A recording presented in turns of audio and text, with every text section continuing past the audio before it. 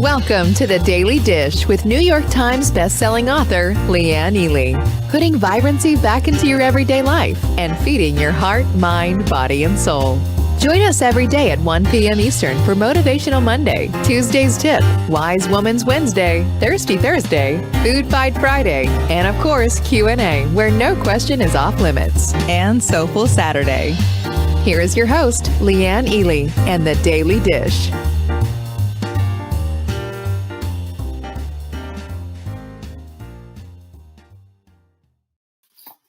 Hello, lovelies. So good to see you. It's Thirsty Thursday after all. Are you thirsty? I know I am. I've got a full bloom mug full of just water today. Well, also Catherine and Lucy and Nancy, all in the house. There's Marianne as well. Good to see you. Glad to have you here. And you know Jenny's on the other side of this screen, don't you? You do know that. And who else is here? Lisa, she just showed up. Amber's here as well, and I'm sure Lindsay is as well. So we're going to have a really good Thursday. Boy, have I enjoyed this topic this week. I don't know about you, but I've certainly had a good time with it. I found it to be kind of a stretcher, shall we say. A stretcher. That's how that whole thing works. Hey there, Marianne. Lucy says she's very thirsty. Well, Lucy, I'm going to give you something to drink, sister. That's how I roll. I can't wait to share all this with you, seriously, because this is good stuff. I usually get up at 6 o'clock every morning. There's Helen. Hi, Helen. And more Lisa. More Lisa's in the house. I get up at 6 o'clock every morning because that's when my puppy wakes up. You know? And this morning I was just kind of bursting with all kinds of stuff. And boy, you're going to find out all about this because I did the show early today and I wrote out 5 pages of show notes. And I think you're going to want to take notes today. Seriously, you're going to want to take notes. I got Martha and Maria in the house. So glad to see you both. If you're wondering who Angie is, that's Maria. Just letting you know. I'm giving you up your secrets there, Maria. Here's our quote of the day. Quote of the week, actually. Time flies, but the good news is you are the pilot. Doesn't that just rock your world? I like it. Stuff like that. It makes me happy. I see Linda here. Good to see you. It's been a minute, Linda. Glad you're here. You know, our Q&As are on Fridays. Send them in your questions to support@savingdinner.com. Question for Leanne on Friday. That goes right there in the subject line, and it will get answered for you this Friday. But today is the day that you need to do it. You got it? Get it in so that I can research it if I need to and all of that. Look at Evie's already got her pencil out. That a gal. That's my girl. So let's get your questions in. Don't forget about our vitamin C. Did you know I've got all these interesting little factoids to tell you about vitamin C? Because this is important. Vitamin C is a water-soluble vitamin, and you can't get it. Your body can't manufacture it. You got to eat it. Got that? You got it? Boy, I love your name, Angie. You're Angie Maria de Los Angeles. But your nickname's Angie. I like Maria de Los Angeles. I think that's a movie star's name. I'm going to just say you're a movie star. Let's go with that. Lucy said she sent me 2 questions yesterday. Do like Lucy, send me some questions. Hey, Cheryl, I'm glad you're here. But listen, I'm going to tell you what. This is important. I want you to understand all of this.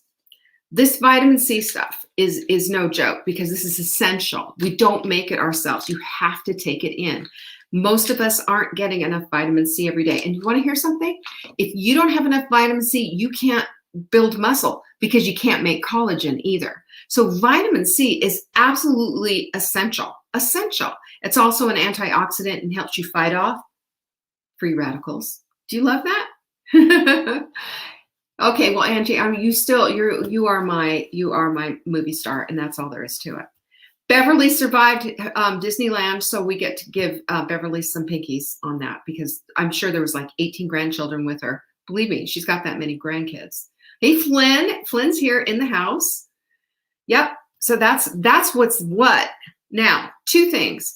1 seat. I think we have 1 seat. Do we still have 1 seat? Yep, we've got 1 seat left for Full Circle. I bet it's got your name on it. It's got your name on it. Have you looked at the page yet? Go to savingdinner.com/circle and let's get busy, because Yvonne's here in the house. I think it's got your name on it, Yvonne. You go look, my Whittier girl. You know, I'm from Whittier, California, by the way. So's my girl, Yvonne. That's where I grew up. Richard Nixon's hometown and high school. So the Carousel of Crazy book is out. This is the workbook and the book. You can get them just plain old, savingdinner.com/crazy. That's where you can just get the books and the workbook. But I'm telling you, I want you in the inner circle. Time's a-wasting. We are just about to fill up, and we start next week. It's your time. savingdinner.com/circle for inner circle. It's a 12-week commitment.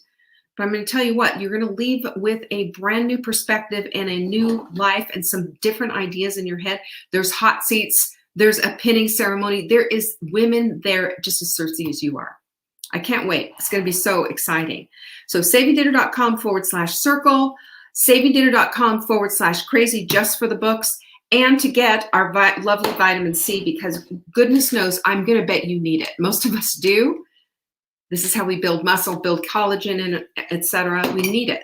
savingdinner.com/show. Buy 3, get 1 free. Come on. That's a great deal. Do you like great deals? I see Jackie. Jackie, I saw you. You just almost went by there. But I'm glad you're here. Helen's here too. You know that. I know that. We all now know that. And next Monday, we are starting the sprint. We're going to do the sprint webinar, and then we start the following Monday. Are you ready for that? I mean, it just doesn't end, does it? Of course not, because life goes on. So let's get started with today's stuff, because I think you're going to like it. That's all. I think you are going to like it. And if you're a note taker, well, be like Ebby. Get your note. Get your note stuff ready. Hi there, Susan. Good to see you. So we've been talking all this week about what it is to become, right? What it is to become. And we started out on Monday with a letter from Kurt Vonnegut. I didn't read it till Tuesday, but the whole idea was challenging students to become. And it was a really eloquent letter, and he compared himself to an iguana. It was quite hilarious. And there was even a little caricature that he did of himself on that letter. It was quite interesting. And I loved it because it was provoking, like, be who you are. Becoming who you are is one of the most creative endeavors that you're ever going to take up in this entire lifetime that you've been given. And you know, we just don't know what our life expectancy is, do we? We are all given a life sentence when we're born. And we are right here in the dash part. So whatever year you were born, I was born in 1958. There's a dash there. This is where we are right now. And then there's an expiration date where we're gone and it's done. And our life here on planet Earth is all over, you know. But you know, this is the kind of stuff that we need to kind of sink our teeth into and really make, I would say, make amends with, simply so that we can understand and have some clarity about what's next, and have some clarity about how to proceed with this life of ours, this given time that we have, that we really don't know how much time it is. Hey there, Suzanne. So how do we translate that? You know, we had a glimpse. We also talked about the start and stop lists that we had on Tuesday. This whole week has been building up on one another. That's what it is. And George Bernard Shaw, I got a great quote for you, said something that I thought was great. He said, life isn't about finding yourself. Life is about creating yourself. You know, that's intense. Life isn't about finding yourself. Life is about creating yourself. So we really have to get into the thinking process of what does that mean, you know? We think about how we do that all the time. We show up in different ways, and we show up with different faces on even sometimes, don't we? Think about this. Think about a job interview. You're out for a job interview. Linda and I are both born in 1958. Right on. Rock on, sister. But think about this right now, a job interview. When you show up for a job interview, you're going to be wearing your best studs, likely it's going to be on Zoom these days, right? But usually it's a face-to-face, and you're not coming in a sweatshirt. You're certainly not wearing your full Bloom gear. You've got everything done. Your hair is done just so, and you're looking as professional as possible. You want to have at least the put together look, don't you, when you go to a job interview?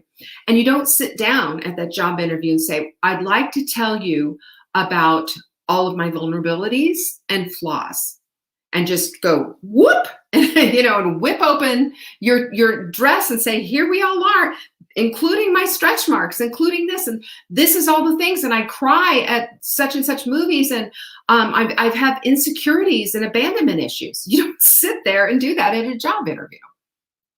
But that's maybe really you. Maybe that's all a part of who you are. No, in a job interview, you talk about your victories in the job world. You talk about the strengths, and you talk about how you're just such a great team player, don't you? That's what you do. You play to the person who's listening, because you want something and they want something. They want your time and talent in exchange for money, and you want the money and you're willing to give them your time and talent. That's how it works. That's capitalism right there. But it's also a place where we show up with a certain facade. We have to, in order to get this job. We can't just let it all hang out. But that isn't the truth of who we are. It's the truth of what we do. There's a difference. It's the truth of what we do. And every time we walk into a room and we take a gander at the mirror and we look at ourselves in the mirror, we're looking for reassurance. Is my hair okay? Do I have lipstick on my teeth? What do I look like? Am I all right? Do I feel okay? When we look in the mirror, it is to make sure everything is so. Making sure, check the makeup, check the hair, check the teeth for spinach, making sure, is everything cockeyed? Does my hair need a little hairspray? That's what we do. Caroline McHugh, who is the author of The Art of Being Yourself, says we are born complete. We are born complete with one true note that we're destined to sing. Isn't that a beautiful quote? One true note that we're destined to sing. And you know what that note is? Becoming exactly yourself, who you are. Because your uniqueness and your you-ness is all you. Nobody else gets to do that. So if you're pretending to be someone else or comparing yourself to somebody else and thinking you weren't enough, then who's going to do you? Right?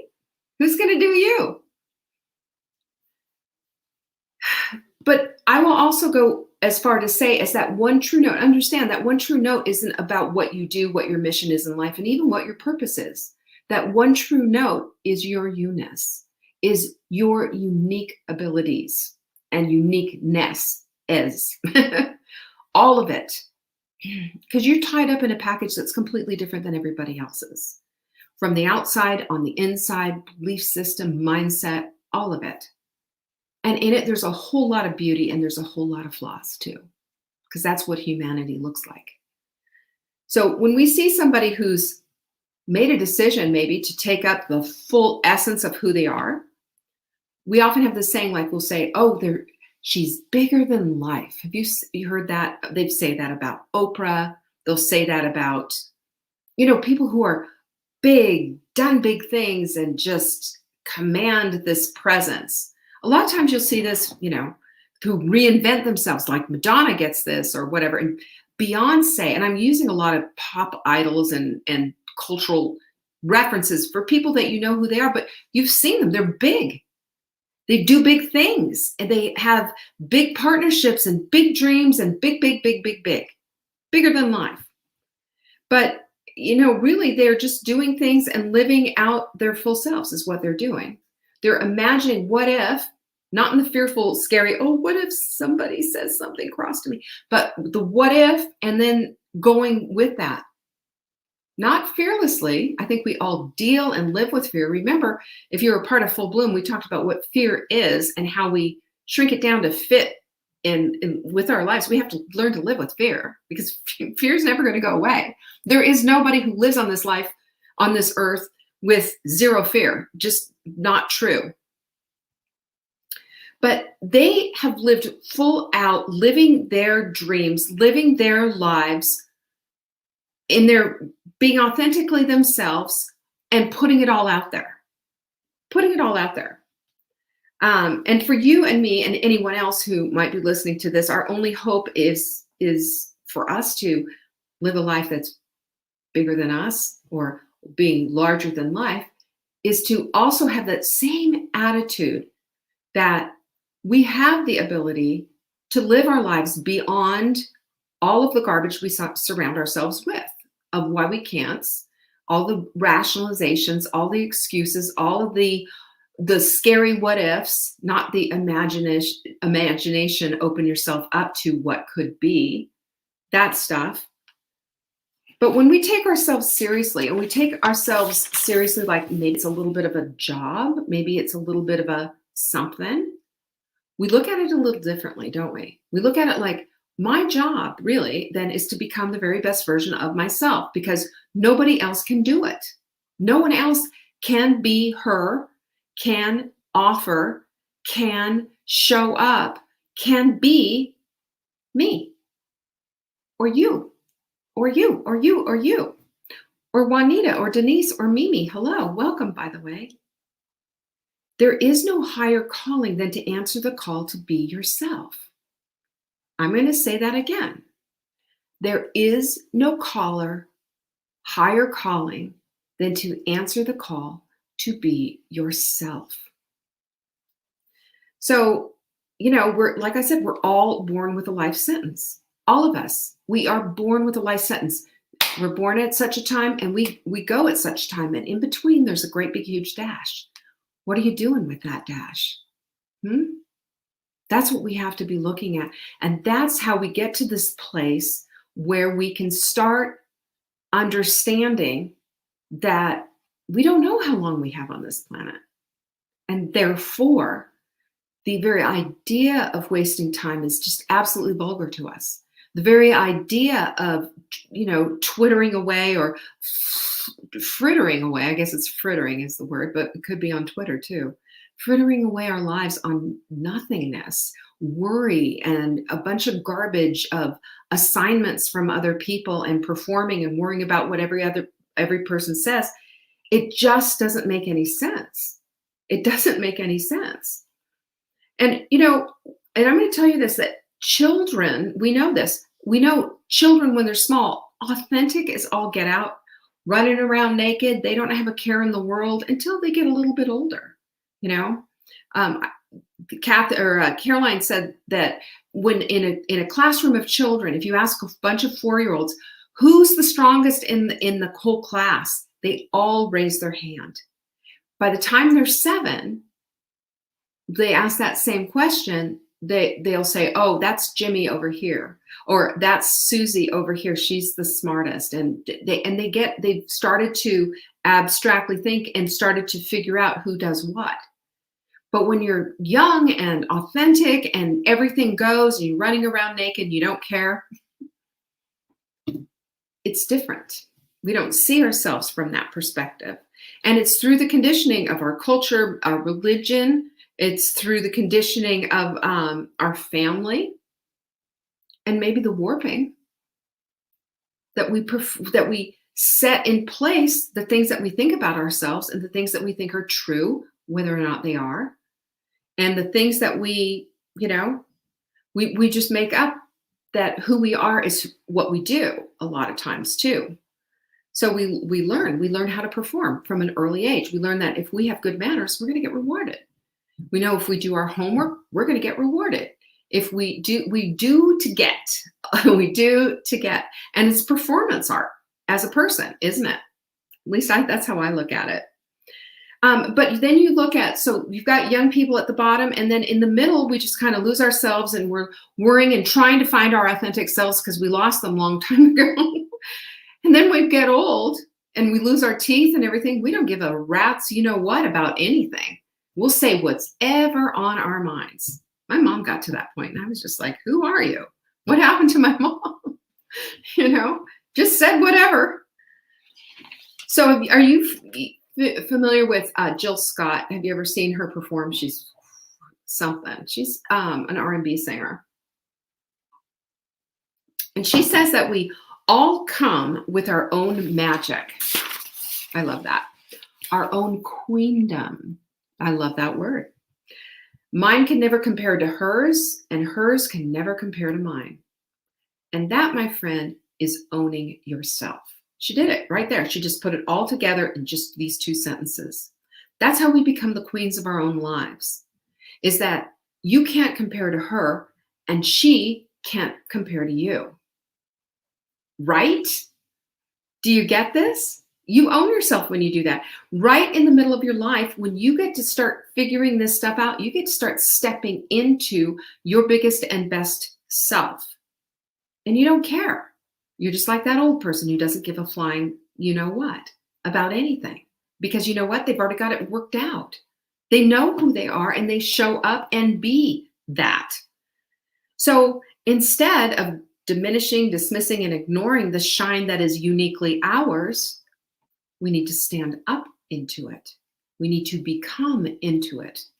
We need to be attracted to that shine that's our own. Can you imagine that? What if we all saw the little glow inside of us and said, you know what, I'm going to polish that up. I'm going to become even more of that and less of all this stuff here. Less of putting on the happy face, less of this big masquerade, this big whatever. What if we did that instead? Brene Brown says, and instead of becoming all that is uniquely yours by shunning comparisons and daring greatly, that's what Brene Brown says. Brene says to dare greatly, to explore, to create, and to discover who you are. That is a life's work right there, you know, right there, unequivocally. You have to. You have to. When we do this, that's when we step into the real persona of who we absolutely are. And I will tell you, that's what home feels like. It's comfortable. It's good. It's like, I'm going to wear these weird clothes and I'm going to put my hair in this bun and I don't care what the critics say. You know, I'm going to do the very best that I can with what I have. And I'm not going to excuse and dismiss myself anymore. I don't give a rip. So let me just say this. First and foremost, I want you to write this down. You don't need anyone's approval to be unapologetically yourself.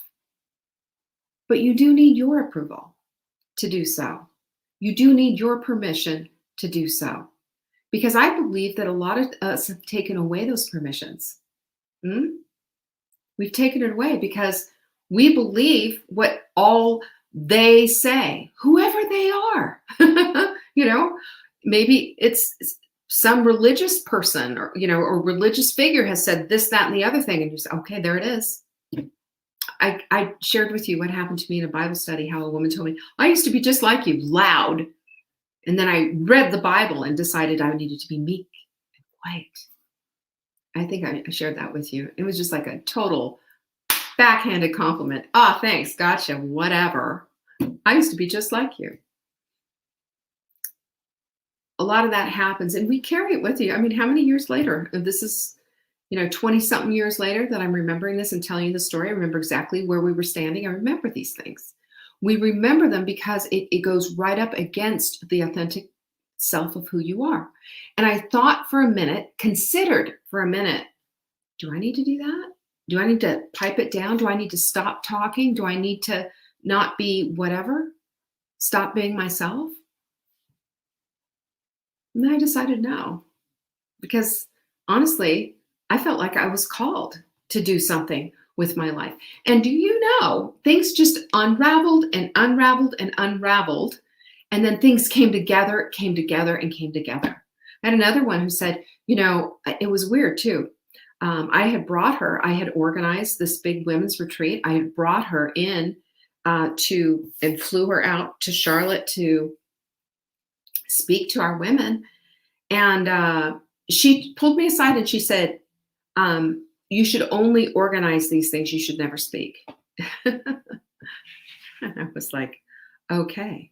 And I really admired her so much. And it really hurt my feelings that she said that, because I thought I did a pretty good job. I had a little thing that I shared and on hospitality and what have you. And after that, I got asked to speak quite a little bit, but she put me in her place. And I remember she was looking at me a lot when we were doing these things. Why do people do that? I believe that a lot of times people try to diminish others to make themselves bigger. It's an insecurity thing. And even somebody who is that successful of a speaker came, and why would she take the time to say something like that to me if she didn't feel maybe threatened? And it took me a lot of years before I finally put it together like, aha, maybe that's what was going on, because she made me feel this big, you know? But nobody can make you feel bad without your express permission. By the way, that's an Eleanor Roosevelt quote. No one can. And I gave her permission to make me feel bad. I gave a lot of people permission to make me feel bad. And then I said, that's enough. Because stepping into who I was without all the dismissive, without all this monkey chatter out here, you know, I'm not playing to that audience. I am not accountable to that woman. I am not accountable to that woman that was in my Bible study. I am not that. I don't need to mold myself according to what they see. And you know what? It's none of their damn business, really, is it? It's none of their business. To think that you can speak to somebody like that and put them in their place, you don't know what their life's calling is. Don't you ever do that to anyone. And if they do that to you, I want you to turn around and dismiss it right back and say to them, you know what? Maybe that makes you feel better to say something like that, but I'm not accepting that. I'm not accepting it. It took me a lot of years to get to that place to not accept that crap. And I'll tell you, I don't accept a whole lot of crap anymore in my life. And if I do find myself with that, I'll say, hold up, you know, analysis time. What's going on? What's going on? I'm not living like that. So I want you to do this. This is what I have written down here, because this is when I was writing in crazy writing right here. Talk to the hand, Judy says. Yes, talk to the hand. Listen to me. Don't mistake others of people's opinions of you for your own. Boom, right? You know, people are going to have opinions about you, and you know they're not always going to like you. And I'm okay with that. I'm okay with that. But don't you dare mistake what other people think about you, even to your face or behind your back. Don't mistake that for your own opinion. Don't take it on. Don't accept it. Instead, step into your authentic self and listen. Your gut is going to tell you. Could I say what again? Don't mistake other people's opinions of you as your own. In other words, that's their opinion. And like Judy said, talk to the hand. And I'm also going to bring you to a place of self-examination. You ready for this? Are you living the same year over and over and over again? In other words, are you growing? Are you evolving? Are you developing? Are you developing new skills, new thoughts? Has things around you changed? You know, once upon a time, we all had telephones with cords. Remember that? Now things have changed, and we're walking around with basically little cordless computers that we used to do all kinds of communication. Are you up to date? And that includes your life. Are you still looking for the cordless phone in your house? And I'm using that as probably a really bad example. But the fact is that we can't keep doing the same thing over and over again. What you did in 1997 is no longer a valid thing. Technology has changed. The world has changed. The way we think about things has changed. You have too. Hopefully. And that's what I'm inviting you to examine. Are you living the same year over and over again? It's 15 years later, except you've lived the same 15 years. Every year it's been pretty much the same. It's time for change. Change is good because change is saying that you are evolving, you are developing, you are becoming the best version of yourself. And we need to embrace it. Sometimes, again, we talked about unwelcome change last week. Remember that? That happens.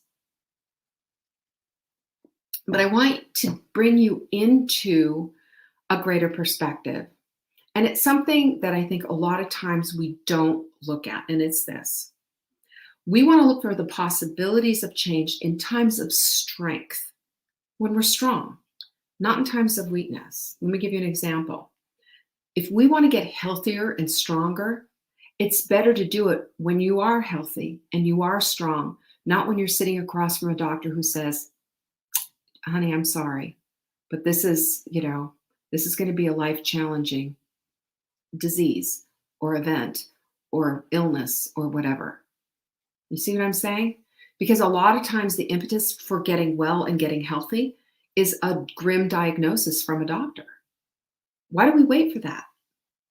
Why don't we make our change and make up our mind to do something about it while we can, and it's a little bit easier, not when there's a gun to our head. In relationships, in a marriage, if you know that something's just a little bit amiss, are you going to just sit and wait until your spouse says, I'm just, I got a little thing going here on the side, and I think I'm going to go with that instead? Or are you going to get into it now and say, we got a little rockiness going here for all these years of marriage. We got these great kids. Let's work on this. Let's get it while we can. Let's catch it before it falls. Or in your job. I will tell you, I've been in business 20 years and I have fired a few folks. And I've had conversation, and let me just really quickly say that never in my 20 years have I ever had such a brilliant team that I have the privilege of working with every single day. That's why we're called the Dream Team, by the way. But boy, I had to crawl through glass to get here. Glass. You wouldn't believe some of the garbage. And the reasons why I fired them, was because finally I couldn't take it anymore. You're not going to show up. You're not going to do your job. Gone. Sorry. But maybe if you had a self-examination and say, I'm just doing a really crappy job in my at work. I've already been reprimanded by my manager once. Do I need to wait until I'm fired to finally, get up the strength to do a good job? This is the difference. We have to look for the possibilities of change in strength. In strength.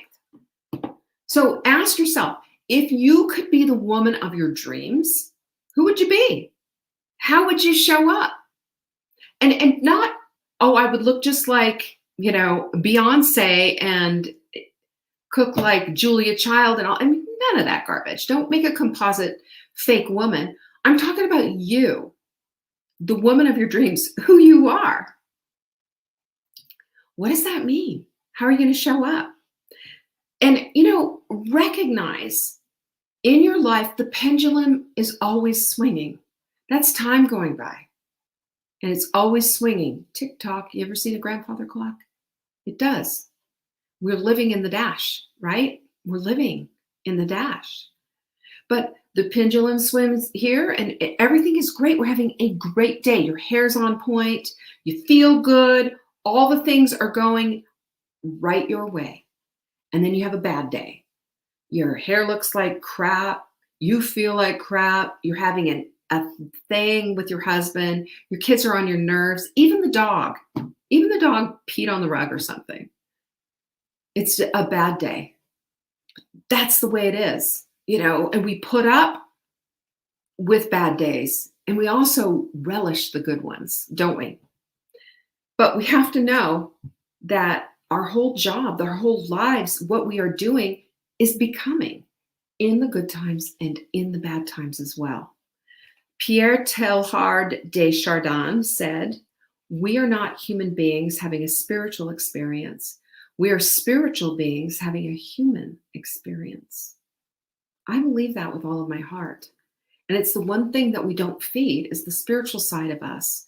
And the spiritual side of us is the side of us that we develop into being beautiful.